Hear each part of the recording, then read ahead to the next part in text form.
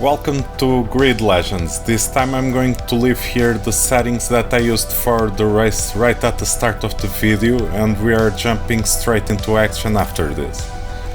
This is a prototype race without any upgrades on the cars.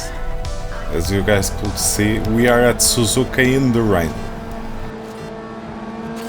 Just got Grid Legends on a huge sale. It was really dirt cheap, and because it's a really fun arcade game, very forgiving on the way you can drive, the force feedback actually feels really fun and a lot more engaging than many other arcade games. It was quite a nice surprise. I read a little bit about it online, and even though the driving physics are not a simulation, the force feedback is really fun. And the way I dialed in my settings, I can feel really well the rear end of the car sliding away. So here, as you guys can see, we are sliding around in the rain in Suzuka.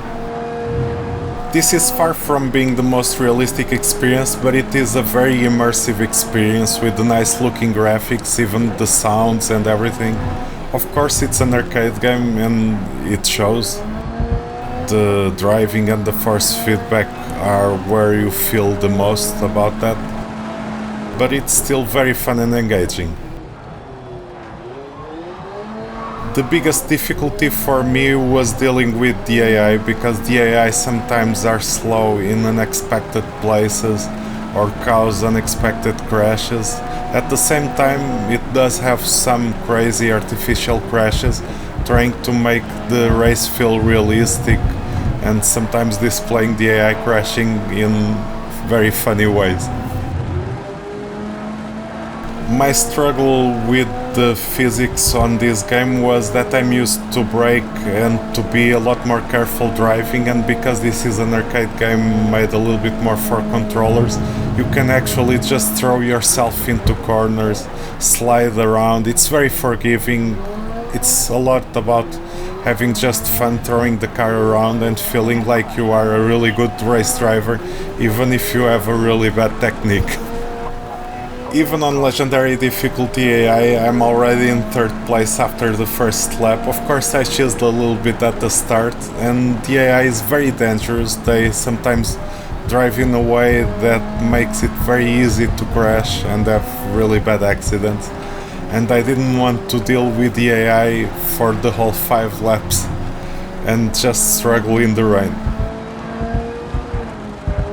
Here I'm just getting worried about catching up to the guy in front, because he's getting a little bit far away and 2 seconds can be a little bit daunting to catch up.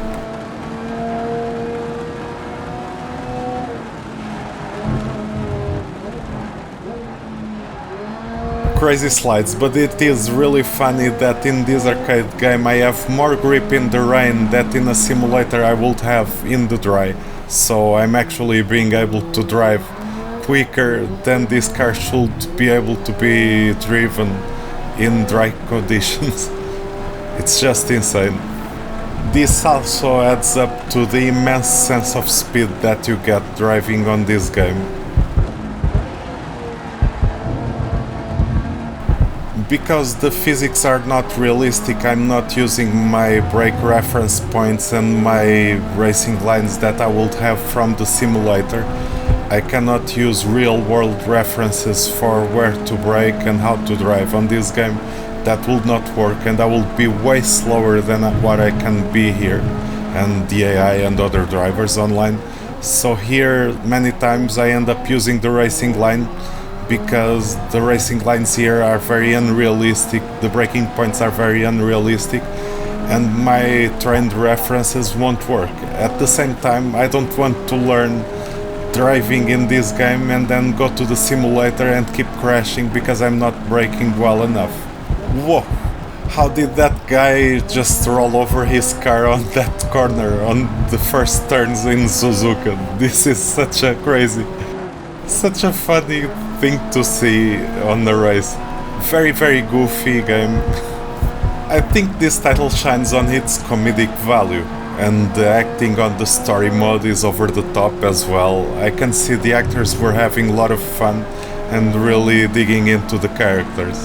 because the story was very shallow and the way the stories were written in the career mode didn't have any depth or much depth at all, so the actors had to try to squeeze in any little thing they could grab on to give some personality to their characters.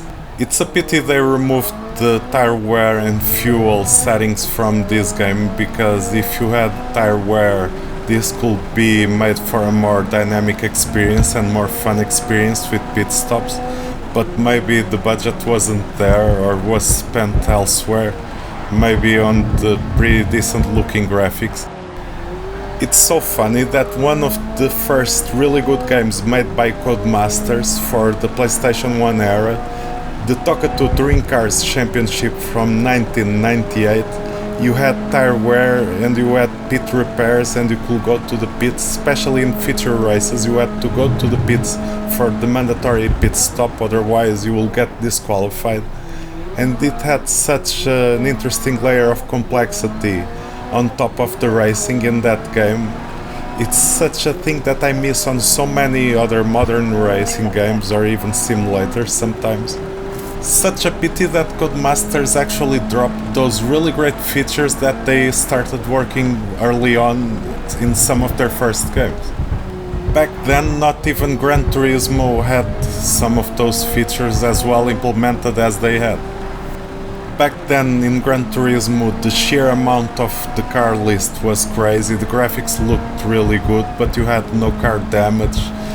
And Codemasters already had done car damage. At the same time, the menus for tuning the cars and actually upgrading parts on the cars, they tried to make everything look realistic and a little bit serious, with a huge passion for motorsport. But the way the tracks were designed, you had more content but it was less quality. And Codemasters, for me, I got really impressed by them when they released Toka 2 Touring Cars, because of the quality of the content. The content was much more detailed, the cars were more detailed, the tracks were far better, and at the same time they were pushing the boundaries of what the hardware could do on the PlayStation 1 regarding the quality of the content, the physics and everything that they were trying to do. I think they should have had more success, and they were a little bit ahead of their time. Now, of course, over time, Codemasters strayed away from serious simulation and racing and went more into the arcade direction, trying to share a passion for motorsport in a different way. I get the feeling that this game was coded for consoles because it was coded in a way that it detects my Fanatec controller first before the keyboard when navigating the menus, and the way the loading screens work and everything, it seems to be more optimized for console than PC. And even though I can run this game with all the settings maxed out on my machine, I noticed on my girlfriend's laptop, which is a little bit of an older generation PC, that it struggles a little bit more with the game. So this might not be as well optimized to lower end machines as I would like it to be, but it still runs really well on my machine, and I was surprised by that. I ended up also limiting the frames per second on my graphic card setting from Nvidia, because there was no setting to do that in the game, and the recorded footage on OBS was getting very choppy. I was pleasantly surprised that in this arcade game you actually have some good force feedback settings, and you can actually feel a lot about the car, push the car to the limit. This is very much what you want when you are using force feedback steering wheels and pedals. Need for Speed Heat is the opposite example of this, so using the force feedback is horrible, not intuitive and even bugged.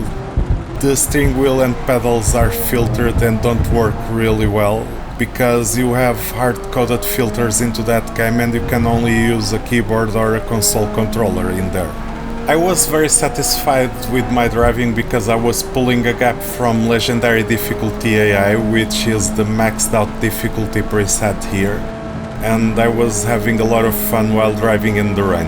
Here I almost messed up in the braking zone. I think I locked up a little bit and I almost picked up or even picked up a track penalty, I don't really remember, but I ended up winning the race anyway.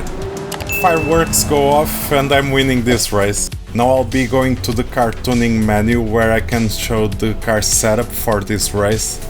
I will also leave in this video all my gameplay settings, the options, graphic options, and even the force feedback configuration for my Fanatec DD1 base. Basically, I'm leaving here all the settings needed if you want to replicate the experience that I just showed in this video. As always, thank you guys for watching. I hope you guys enjoyed the race and the video. Don't forget to comment, like and subscribe to the channel. Thank you very much again and have a great day.